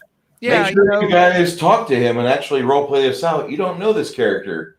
Why, hello, my name is Magus. Excellent, Magus. We need a wizard. Jump in your 4th slot in the party. Yeah, there's nothing wrong with it. I don't know. I just don't like going through the motions with it these days. And so I was just like, you've been there. You're part of them. It's fine. But you're right. It does work. If you take the time to do it and all that kind of stuff. It's just, is that what you want to do with your time? Is the big question. Whenever I'm running a game that the real focus is on getting through the dungeon, then that's one thing. But if you're focusing more on those party dynamics and things like that, then yeah, you take the time, I guess. And if you're really concerned with, having some kind of narrative cohesion, and that's really important to you, then yeah, focus on it. Oh yeah, you definitely. I think I agree with Bruce. You want to get to know the person before you have them join. How many times has this happened where you've either got a guy bringing in a new character or replacing a character, and you're like, here, have some stuff, and then that guy never comes back, and you're like, we just gave that guy all our stuff. Yeah, it can happen. It was me. I was the turkey all along. Oh yeah, I was learning what that turkey was doing there. Ha! I know who Gur is. Gur is my soul animal. I'm seeing Garrett. He put the thing in his chat. The part timers. That was the name of the group that they called themselves whenever they went through Rise of the Rune Lords so many years ago. Well, yeah, if you could say that, the new guy could always have just been the guy with the torches in the back, Yeah. Like Aaron said, he's just. Thank you, Nodwick. you hired some torchbearers, right? You hired a cartographer. You hired people to carry your stuff. Steve's dead. Let us say a moment of prayer in Steve, but Steve's player still wants to play. Here, you're Steve. You're now Steve the torchbearer. Go. Yeah, banking XP in your hirelings is, pretty good way to go anyway, because if you're playing, especially if you're playing like BX where, you die at 0, you're incredibly disposable anyway. You're going to want to have those retainers with you, and you're going to want to try and foster at least a few of them to survive long enough that whenever you kick the bucket, you're not going to be starting all the way at level 1 again. But, not everybody has to start back at level 1, but I like to. I like to run it that way, I should say. See, I prefer level 1 starts, but when you've got a party that's average level 10, man. That's a different story. Yeah. I don't actually get that far. Part of you is like, well, I'll just vacuum up the extra EP and I'll catch up quick. But no, it doesn't work. It doesn't work like that. Yeah, they're going to be absolutely nailing the shit out of you every single time they swing something, and you're going to die every time. So it's just like, well, I'm going to hide in the back until I accumulate enough XP that I'm not going to die in the first hit, or the first time that they try to hit me. So that is a fair point. And I don't really believe that you need to start at level 1 necessarily. I think that, if you've gotten through the experience of, getting, from 1 to 4, and you've done it a lot, then, if your players are just like, I don't really want to do that right now, then sure, start at 3, who gives a shit? I personally. Is it really going to affect your game? Right. Starting at 3 or first. Yeah. First, third, 87th level is just, we're just making the counters that much tougher. The only reason that I ended up being kind of whiny about, starting at 3 was because I started with 5th edition and everybody was bypassing what was the more vulnerable points.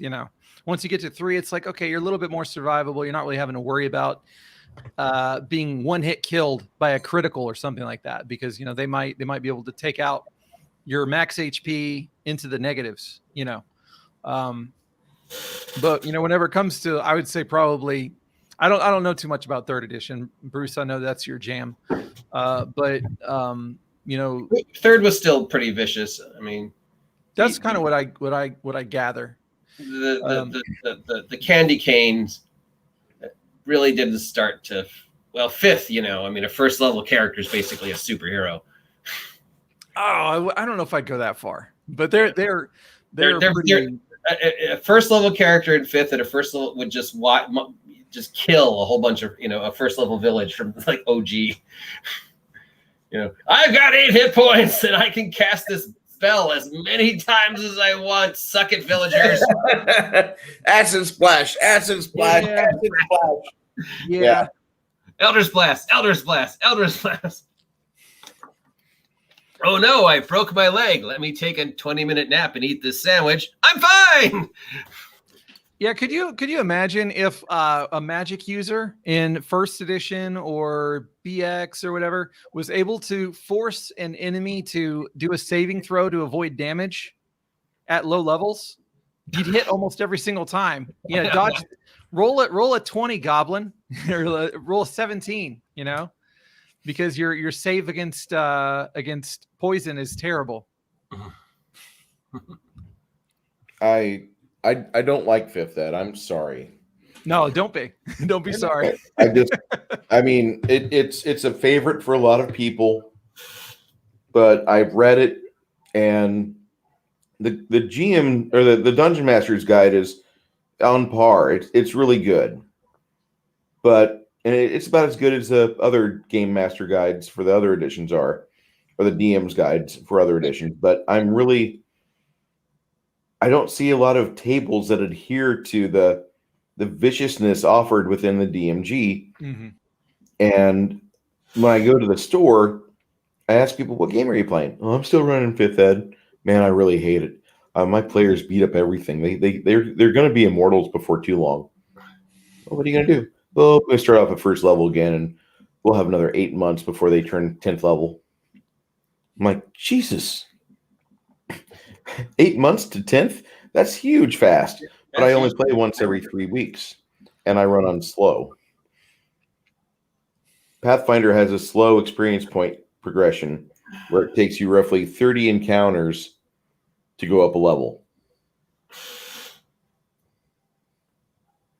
Yeah. It was hard to level in Pathfinder, but then, the skills in Pathfinder sort of made up for it because I've got plus 17 in tracking. Yeah. I'm only 3rd level. Yeah, they do have some broken shit here and there. Pathfinder Unchained kind of fixed it a little bit until you get into society play and you realize, nope, they just broke it with extra spice. And it's crazy, but it's fun if you don't mind you're crazy. Yeah. Yeah. I mean, 5th edition is 5th edition. No other game does 5th edition D&D as well as 5th edition is doing 5th edition D&D. It's high fantasy superheroes.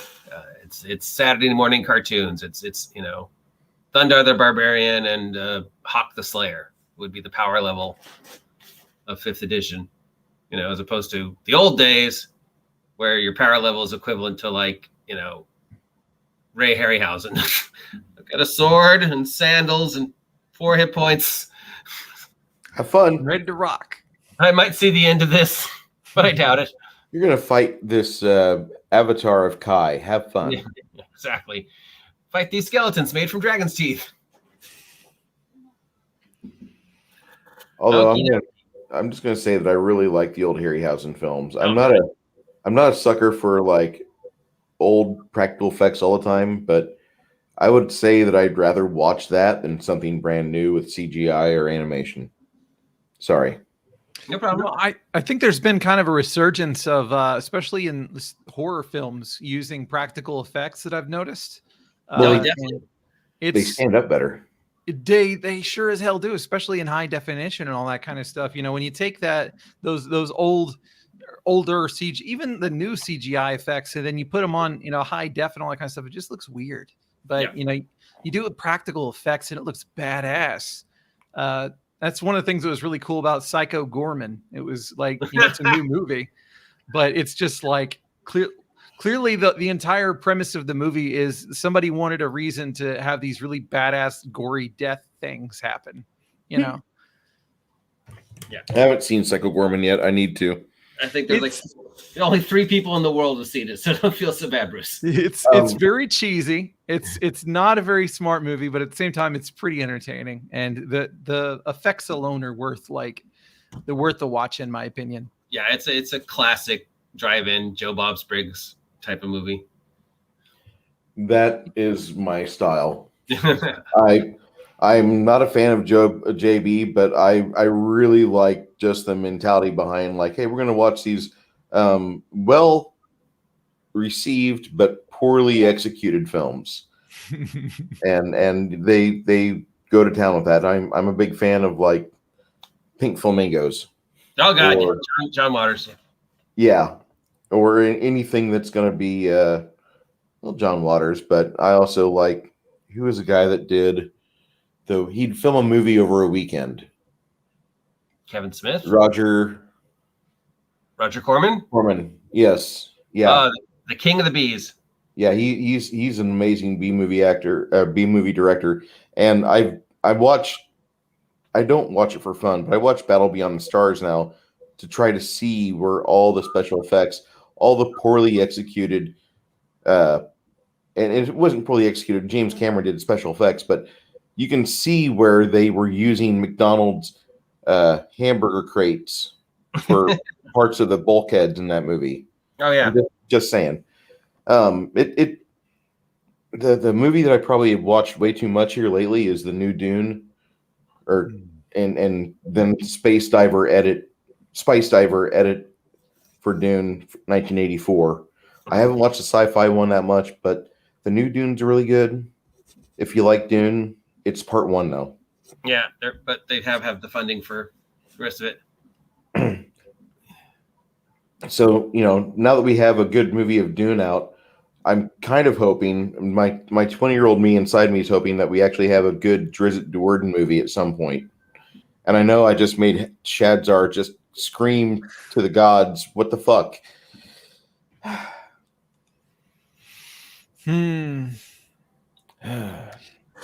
I enjoyed the books that I read, the Drizzt books, but you know, I feel like it's acceptable, you know, in novel form or movie form or something like that. But you know, I really don't want to have like good-natured drow in my games personally.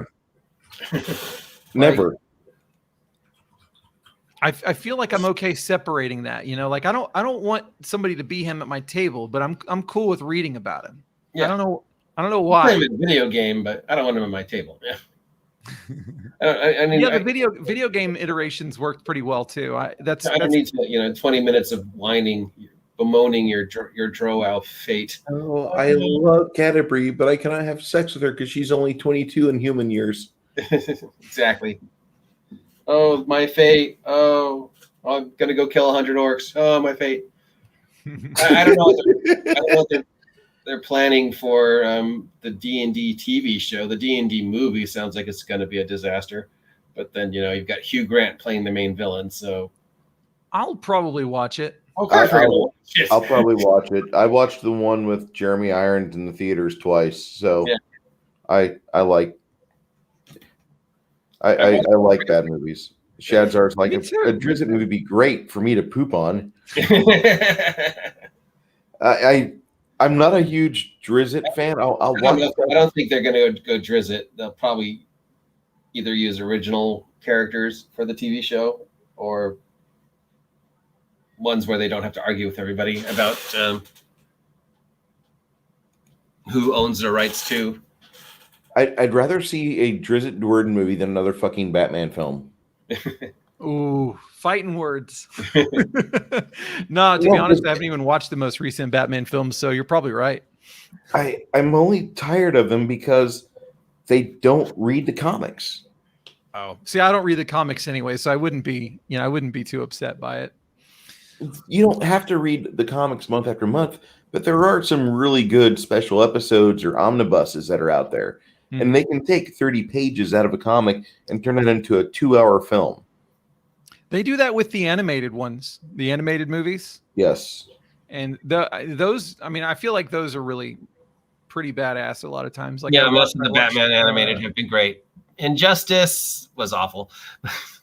Oh, I haven't seen that one yet. But I watched, I think it's great. It's great, Aaron. Injustice is great. I think the closest thing to D&D for Drizzt Do'Urden we've had was a French movie from 2002 called Brotherhood of the Wolf. Oh, wow. That's such a good film. Well done, Bruce. Well, you could dye that guy's hair from blonde to white, and it would work perfectly. Wow. And then you have the gardener. We could just CGI him to be Zach Nafian, his mentor. And that would be, you could just have those two in a movie together, although they're kind of old now. But the guy that played the Indian, the gardener, he was in the latest John Wick movie. I don't know if you guys recognized him or not, but he was in that. No, I didn't. Yeah, the Indian played the bald-headed assassin that hired the other assassins that went against John Wick. And then at the very end, John Wick defeated him but left him alive. I haven't seen that. I've only seen John Wick 1. I need to watch the other ones. They're passable. They're not the epic tale I wish they were, but in that universe, they're good. Best, since that seems to be the topic, what's the best D&D movie? It doesn't Zero have to charisma. It doesn't have to be the actual D&D movie, but oh my god, Zero charisma. Have you ever seen it? I've seen it. Yeah, the only reason I say that is because it's about somebody who plays, tabletop game, and it's I don't know. I just appreciate it. It's not a great movie, but I appreciate it nonetheless. I like his reverence for the game. I like that. And I see a lot of that in our own circles. Mm-hmm. But the way the movie ends, where he doesn't really go through a life-altering change, he just gets a job at the old folks' home and he runs D&D there. That is kind of nice, but at the same time, there's part of me that says he should at least have like 10 minutes where he realizes where he's fucking up as a person and failing as a man, and he decides to own up to things and change and make himself to where he can position himself in a good spot instead of, it seems like he just lucks into that job. Yeah, that makes sense. That makes sense. And it was very abrupt, Yes. It's like it dwelled on a bunch of bullshit for a long time, and then it's just like, okay, we're gonna fix it, sort of, and now we're done. But still, I appreciated the humor more than anything. The humor, the music, when they had music cues, was pretty good. The trailer used a Therion song, which I thought I'd never see that in a release, but they did. Good choice, Shadzar. I would have gone Lady Hawk, but this is pretty good. See, I was thinking Lady Hawk because Rutger Hauer. Or Dragon Slayer. Dragon Slayer is actually the choice I'm going to say because Peter McNichol does such a good job with that.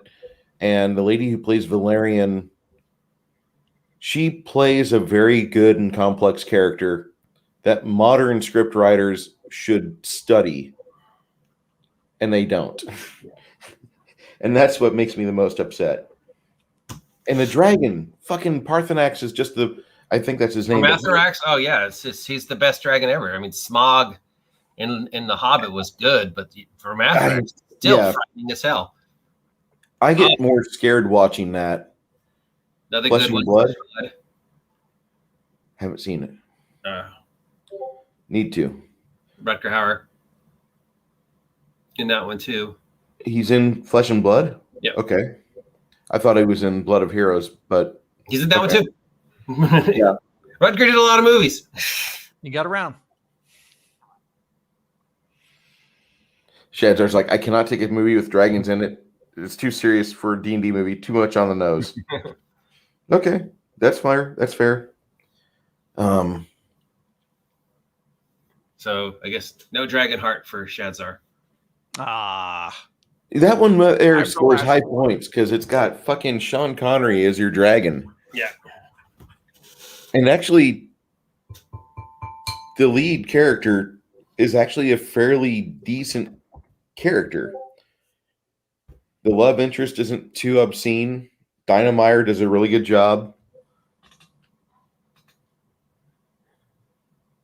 And I like the fact that they tried to scam the cave people for their gold. That was probably my favorite part of that entire movie.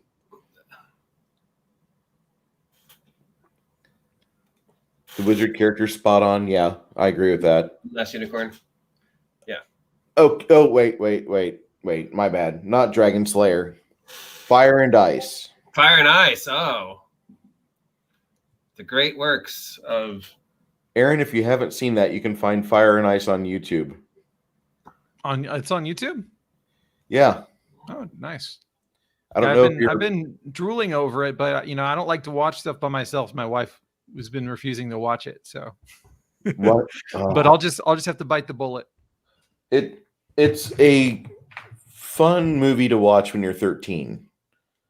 The animation looks fucking amazing. Well, they use the techniques. Back in the old days, they had this thing called rotoscoping. Rotoscoping, yeah. And people they've used that. It's evolved over time where you wear sensors and they have you dance around, and then they will take a character using your wireframe from the sensors, and they animate that, and they can do everything with that. Mocap, yeah. They did the same. Days, it was draw over a live person. Yep.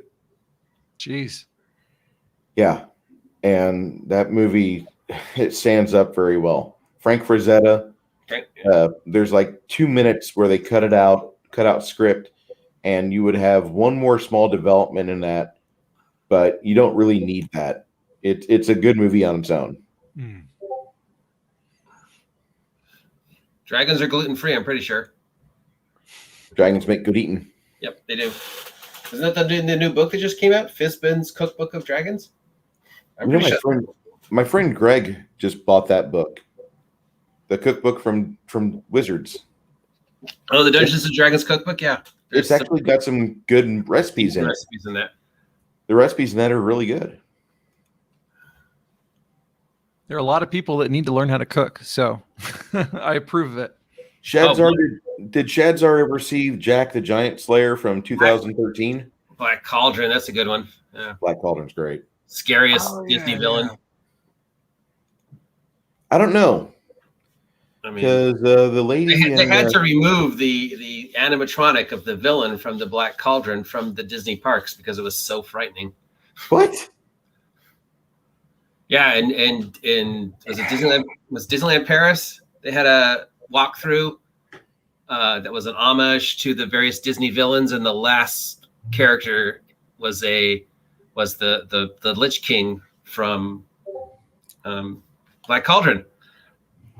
And so many people were frightened by it that they had to shut down that whole attraction and make it into something else because it's just like the most frightening animatronic they ever made. I mean, more people were even more than the alien one they did in that bad alien thing. I keep hearing about Disney trying to do something with aliens, and I have this nightmare where Disney makes a Disney princess movie with the Queen Alien.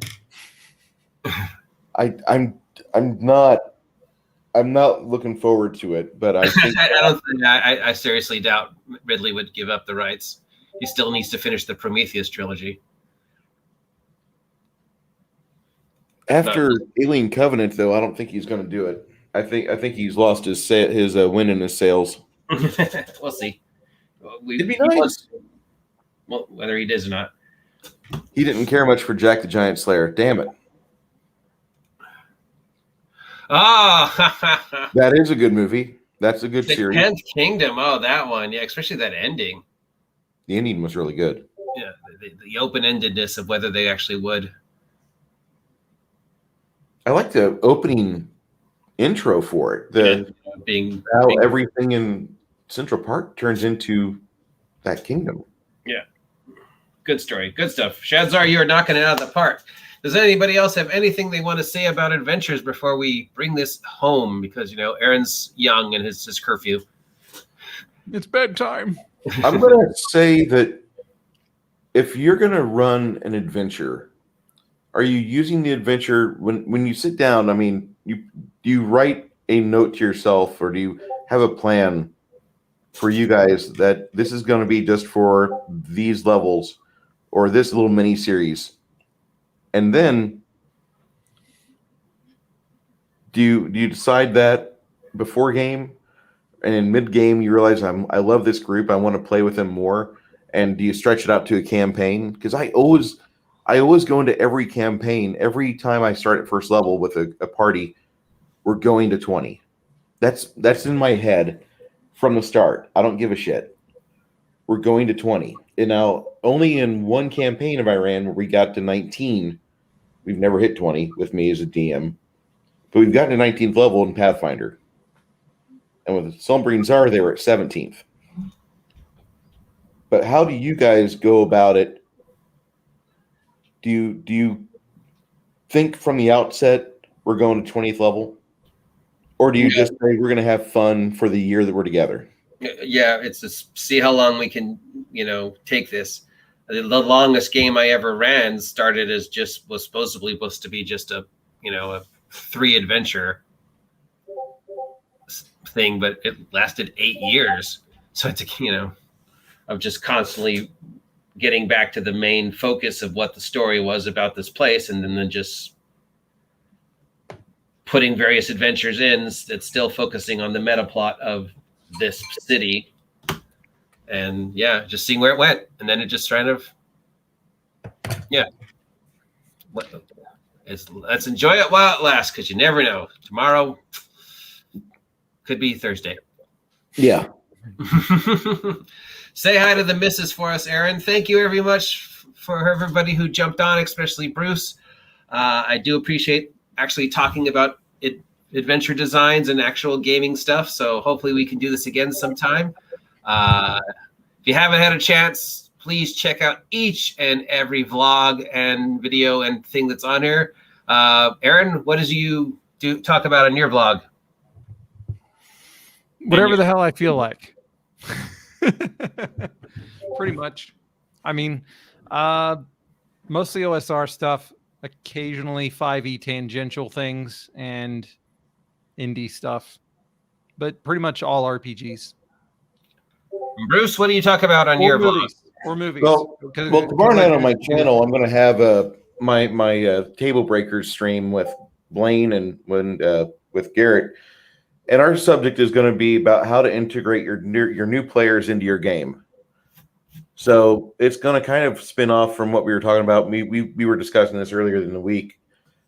Last week, actually, we want to kind of discuss this and kind of trade ideas and put it out there to where we can seed other people with the idea of, listen, you're probably going to have replacements at some point, and you're going to have new people jump in your game. How do you get them to where they're functioning as an integral cog in their machine?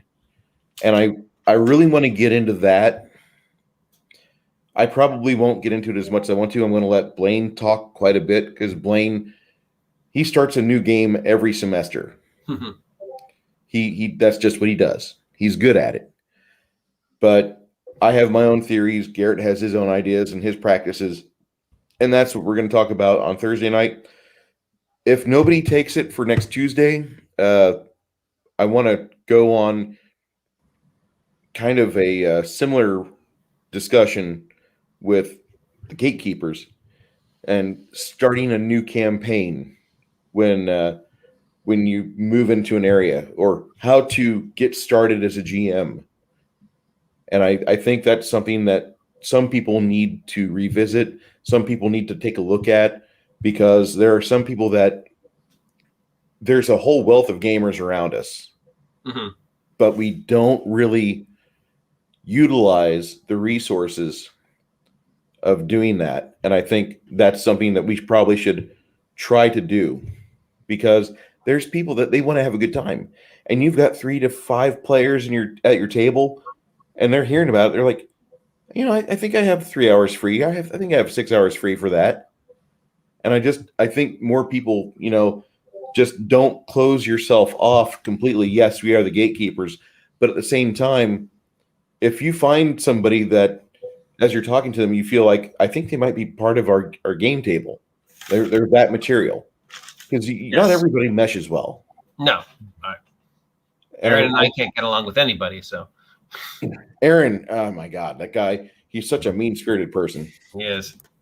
Damn lich. Yeah. I'm sorry, I'm just a dick. Avengers Quite running. Quite possibly the absolute 180 degrees there, Aaron. If anything, you're probably one of the nicer DMs, one of the nicer game masters out there. You're not a pushover. You're very good at your craft in the games you play, and the systems. You're very good. I'm the dickhead. I do things like, no, I'm going to be honest here, and I go about that. But no, dude, like I haven't heard anybody say anything truly negative about you as a GM. I've not heard it. There's a ton of people in the OSR community that when Aaron's got a game going on, what's going on with that game? What's going on with that game? And they want to know. So it's whatever you're doing, keep doing it. And the fact you've gotten into DCC, which is one of the most lethal games out there, that brings a smile to my face. It is a glorious game. Have you played it, OG? Yeah, I was in a couple of the games Aaron ran before he took his whatever break, and then he was going to supposedly do a Mutant Crawl Classic game, but then I guess he retired, or the wife just decided to tie him up again. It's just been crazy. Yeah, and plus he's got to work and do adult stuff. Yeah. But yeah, I enjoyed DCC. It's just the wacky randomness. The characters are interesting. The world is just so bizarre and fun, and just it's very heavy metal in your face. Gonzo 80s wizards, just all that kind of. It's not your normal D&D, and I love it. So I hope we can get back to it again. Definitely, I'm getting the itch. Yeah, just the fact that you have to roll on random tables every time you do a spell or anything. It's just, if you can get it done fast enough, it's just so fun and so goofy. It is not a system where a beginner should be feeling like they're under the gun. You've really got to ease people into it. You've got to let them develop their style, and then you just let them go with it, because it is a game that has very few stats. Actually, you could have an index card with your statistics on it, which is great. Yeah. The only thing you really need is, like, if you're a spellcaster, you need to know what those spells do. Mm-hmm. That's the main thing. Yeah, but other than that, I think Saturday I've got a gaming stream on my channel, and I'm going to start cautioning people on gaming streams. You can run them, you can have them posted, but don't expect a lot of views, and don't expect YouTube to love you, because if you have a 12-hour game stream, they get kind of pissed. Yeah, that market's kind of already been filled. It's going to be hard for anybody who wants to jump into that. Yeah. But I'm continuing with that because that's the one thing that I'm quote unquote known for, and my players enjoy being able to watch it again. We really don't worry about views on those streams. We're more concerned with, wait a second, what did Bruce say in the 4th hour? And they go and watch it for an hour, and they skim through it, listen to it real fast. But it's just something I've done for years. All right, thank you, Bruce, for being the voice of reason. I wouldn't say that. I would say I'm just another asshole. And sharing the amazement of Ptolus with you. It's definitely a topic I want to discuss with you again, because it's just such a.